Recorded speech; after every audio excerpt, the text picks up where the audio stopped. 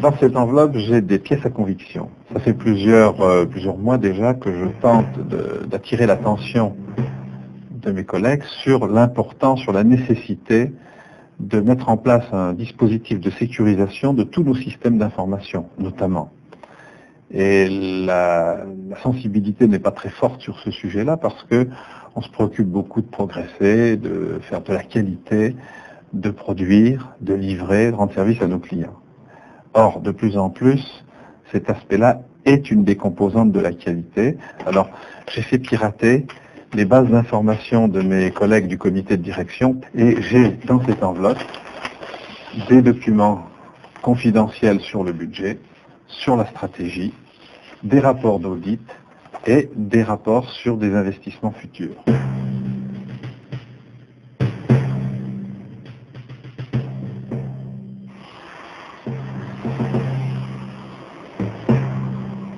Ici, on fabrique de l'acier en mélangeant du fer et du carbone. À première vue, rien de très confidentiel, et pourtant Solac a mis au point des procédés de fabrication très sophistiqués, permettant de produire plusieurs nuances d'acier. Ces procédés, souvent exclusifs, ont une grande valeur. Ils font partie du patrimoine de l'entreprise. Ils doivent être protégés. Ce jour-là, cette usine ouvre ses portes comme elle le fait plusieurs fois par an à des visiteurs.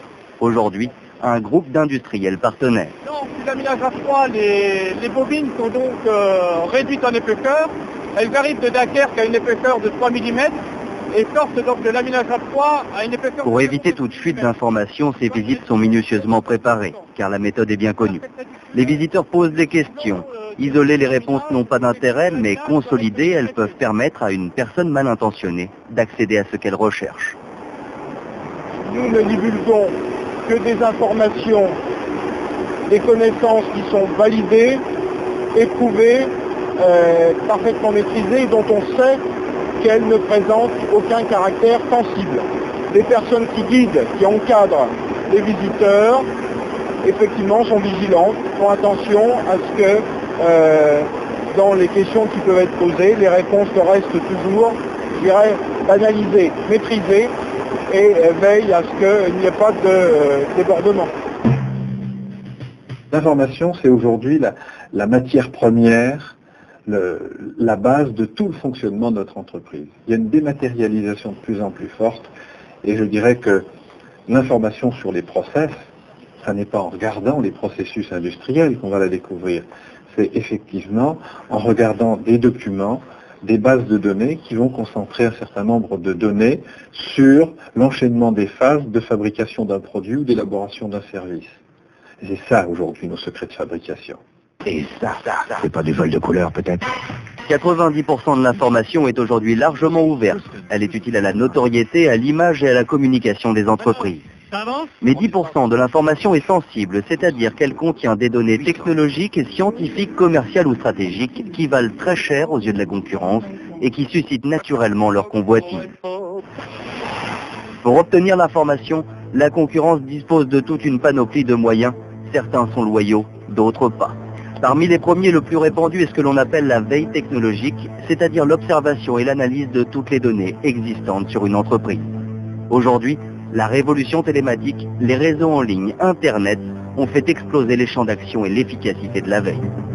Faire de la veille n'est plus un luxe, c'est maintenant une activité essentielle, nous dit ce serveur. Ou encore, la veille, un investissement qui rapporte. Nous nous sommes connectés sur l'un de ces sites Internet, Sibion. Démonstration effectuée par le concepteur du programme de recherche. Imaginez que l'entreprise souhaite contrôler un certain nombre de concurrents. L'entreprise est dans le secteur des cosmétiques, donc elle peut contrôler un certain nombre de producteurs, L'Oréal, Clinique, Revlon, Shiseido. Par exemple, on sélectionne L'Oréal, on se connecte directement à leur site. Donc on peut contrôler des brevets de normes dans le domaine des cosmétiques, voir quelle ou quelle molécule a été attribuée, ou voir de nouvelles méthodes de production. Donc là, dans le cas spécifique, la composition des mascaras. Un nouveau packaging, une étude de marché, une innovation technologique. Un service de veille sur Internet permet non seulement d'accéder à des millions d'informations ouvertes, mais surtout de les consolider. Et c'est à ce moment que l'information peut prendre toute sa valeur. Autre effet Internet qui peut être pervers, les scientifiques qui travaillent dans les entreprises sont tentés de publier les résultats de leurs recherches sur le web. Ce qui peut faire du bien à leur notoriété risque de nuire aux intérêts de l'entreprise. Au-delà des moyens loyaux, la concurrence utilise parfois des procédés qui s'apparentent à de l'espionnage économique. Et ce n'est pas que du cinéma. This is our spectroanalysis laboratory. It's a coat hanger from one of your Tupolev airliners on a Moscow run. We got word that the machinings, you know, the metal shavings from the plane's wings, had been remelted, used to make coat hangers. These boys were able to determine the composition of the metal alloy in the hanger. From there, they calculated the plane's weight and the range of the full bomb load. Dans certains secteurs hautement concurrentiels, comme l'automobile, les constructeurs ont de plus en plus de difficultés à protéger le secret industriel qui est vital quand il s'agit du développement d'un nouveau véhicule, par exemple. Vous voulez savoir pourquoi la 306 F16 va être copiée? Aujourd'hui, un nouveau projet est connu par des centaines de personnes, que ce soit à l'intérieur mais aussi à l'extérieur de l'entreprise.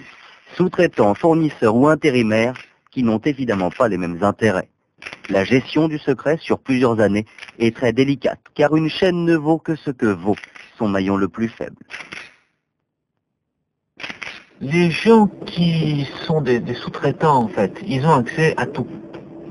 Les gens qui vendent du verre, il faut qu'ils connaissent la forme de la voiture pour faire le pare-brise. Les gens qui font des radiateurs pour refroidir les moteurs, il faut qu'ils connaissent les plans du moteur, comment il est installé dans la voiture. Donc, bien sûr qu'ils nous intéressent, ils savent tout. Mais croyez bien qu'on n'est pas là à les harceler, à dire je veux la photo, donnez-moi la photo. Le premier intérêt, c'est de gagner un petit peu d'argent en plus. Les gens qui ont accès à des secrets, ils nous les vendent.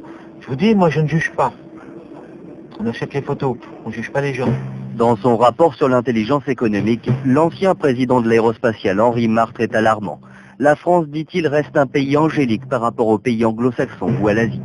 Tout ce que l'on cherche à savoir sur les concurrents, il est bien évident que les concurrents cherchent à le savoir chez vous. Alors ils cherchent à savoir quels sont vos clients, quelles propositions vous avez faites à vos clients, quel est le nouveau produit que vous avez lancé. Toutes ces informations leur seront extrêmement précieuses dans la compétition qu'on mène contre elles, c'est évident. Donc il y a un ensemble de précautions élémentaires à prendre de façon à protéger l'information qui fait partie de notre patrimoine national. La protection de l'information n'est pas seulement un devoir, c'est une nécessité. Pour autant, il ne s'agit pas de devenir paranoïaque, mais plutôt d'appliquer certains principes de bon sens. Oui, je suis assez méfiante quand même, pourquoi? Vous êtes méfiante? Oui, fais attention quoi. Et le vol d'informations comme ça, c'est quelque chose qui vous mobilise? Pas trop, non. Je ne me rends pas compte que ça puisse vraiment exister. C'est un thème qu'on essaie de faire partager à l'ensemble du personnel, qui n'est pas toujours facile. On dit ça tous les jours. Alors laissez-nous notre temps de détente. On verrouille nos portables, on ferme les portes à clé, on cache la clé. J'ai pas de clé à mon bureau, sur la serrure.